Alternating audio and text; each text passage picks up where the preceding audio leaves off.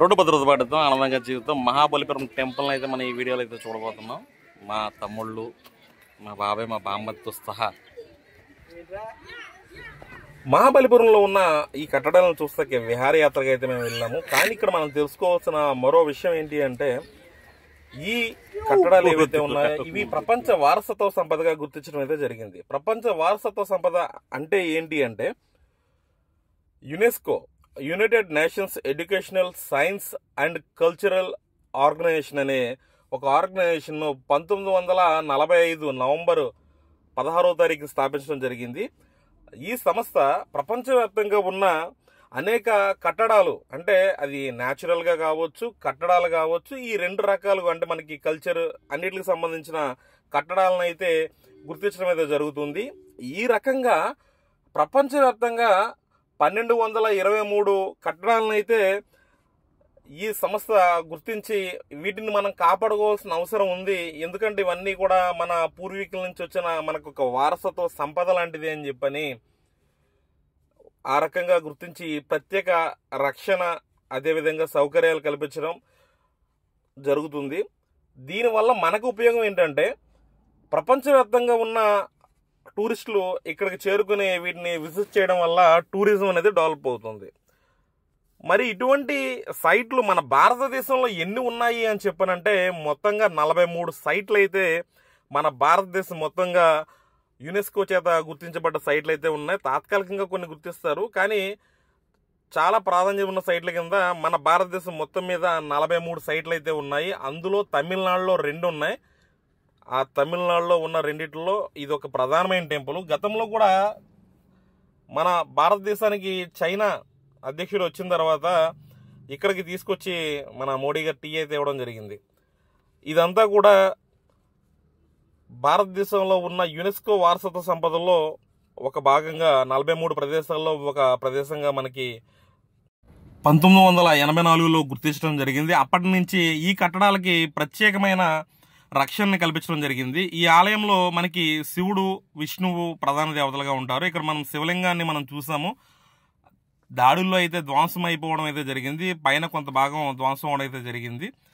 ఈ కట్టడాలు 3వ శతాబ్దం నుంచి 7వ శతాబ్దం మధ్యలో నిర్మాణం జరిగినాయి అని చెప్పని చరిత్ర ప్రకారం అయితే తెలుస్తుంది. దీన్ని పల్లవుల రాజు అయిన నరసింహవర్మ ఈ పట్టణాన్ని నిర్మించాడు అని చెప్పని చరిత్ర ప్రకారం మనకైతే తెలుస్తుంది. ఈ ఒక్క ఆలయమే కాదు, ఈ ఆలయానికి ఇంకొక 6 ఆలయాలు, మొత్తం 7 ఆలయాలు అనేవి ఈ తీరాన్న నిర్మించడం అనేది జరిగింది.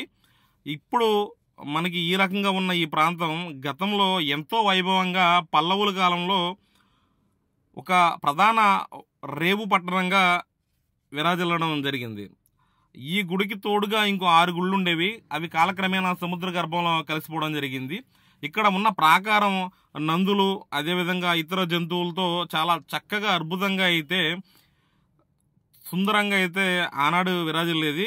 కానీ తర్వాత పురావస్తు తవ్వకాల్లో ఈ రకంగా మిగిలిన మన శిల్పాలు ఏవైతే ఉన్నాయో వాటిన్నింటినీ కూడా అమర్చడం అయితే జరిగింది. ఇక్కడ విష్ణు టెంపుల్ అని చెప్పని అన్నాను కదా, బ్యాక్ సైడ్ ఉన్న విష్ణు టెంపుల్ ఇది. ఇక్కడ ఇదంతా కూడా గ్రెనైట్ రాయి మీద చెక్కడం అయితే జరిగింది. ఇక్కడ అయితే గోడ మీద అయితే దేవతామూర్తులు చెక్కడం జరిగింది. కానీ శివాలయంలో అయితే మాత్రం శివలింగం అనేది వేరే రాయితో స్పెషల్గా అయితే ఉంటుంది, అంటే వేరేగా ఉంటుంది. ఇదంతా కూడా ఈ ఆలయ ప్రాంగణం చాలా అద్భుతమైన ప్రాంతం. మనకి ఇక్కడ మనం తమిళనాడులో మనం చూసే అవకాశం ఉన్న ప్రాంతాల్లో ఒకటి ఇది. ఎందుకు అంటే మనం చాలా ప్రాంతాలను అయితే చూస్తాం, కానీ ప్రపంచమంతా తిరిగి అన్ని సైట్లను చూడకపోయినా కూడా మనకి అందుబాటులో ఉన్న ప్రపంచ వారసత్వ సంపదలు ఏవైతే ఉన్నాయో వాటిని అయితే మనం చూడాల్సిన అవసరం అయితే ఉంటుంది. ఎందుకు అంటే ఆనాటి గొప్పదనం తెలియాలంటే ఇటువంటి కట్టడాలను సందర్శించడం వల్ల మాత్రమే మనం తెలుసుకోవడానికి అయితే అవకాశం ఏర్పడుతుంది. చాలా అద్భుతమైన కట్టడాలు ఇవన్నీ కూడా మనం ఆ శిల్ప చాతుర్యం, అదేవిధంగా వాళ్ళ ప్రతిభకి ఈ ఒక్క మచ్చు తునకలు లాంటివి. ఎందుకంటే కాలక్రమేణా కొన్ని లక్షల వేల శిల్పాలు కావచ్చు, అదేవిధంగా ప్రాంతాలు కావచ్చు నాశనం అయిపోయినాయి. వీటిని కాపాడుకోవాల్సిన అవసరం ఎంతైనా ఉంది. దీనికైతే టికెట్ మన లోకల్ వాళ్ళకైతే 40 రూపాయలు, అంటే ఇండియా వాళ్ళకి 40 రూపాయలు. అదేవిధంగా విదేశస్తులు వస్తే కనుక వాళ్ళకి 600 రూపాయల టికెట్ అయితే ఉంటుంది. ఇక్కడైతే కాకులు అనేవి ఈ గ్రీనరీలో అయితే చాలా చక్కగా స్నానాలు అయితే చేస్తున్నాయి. నేను తమిళనాడులో అయితే కాకులను అయితే ఎక్కువ అయితే చూడడం జరిగింది. ఈ వీడియో ఏదో సింపుల్గా చేయొచ్చు కదా అని చెప్పని అనుకోవచ్చు, కానీ మనకి ఏ రకంగా ఉన్నాయి అని చెప్పని తెలియజేయాలన్న ఉద్దేశంతో అయితే సమాచారం అయితే చెప్పడం జరిగింది. ఆంధ్రప్రదేశ్లో ఇటువంటి వారసత్వ సంపద ఒక్కడి కూడా లేదు, కానీ తెలంగాణలో మాత్రం 2021లో రామప్ప దేవాలయాన్ని గుర్తించడం అయితే జరిగింది. ఈ వీడియో మీకు నచ్చుంటే ఖచ్చితంగా లైక్ చేయండి, అదేవిధంగా నా ఛానల్ సబ్స్క్రైబ్ చేసి బెల్ ఐకాన్ ప్రెస్ చేయండి. మీ అభిప్రాయాన్ని కామెంట్ రూపంలో తెలియజేయండి. రోడ్డు భద్రత పాటుతో ఆనందంగా జీవితం.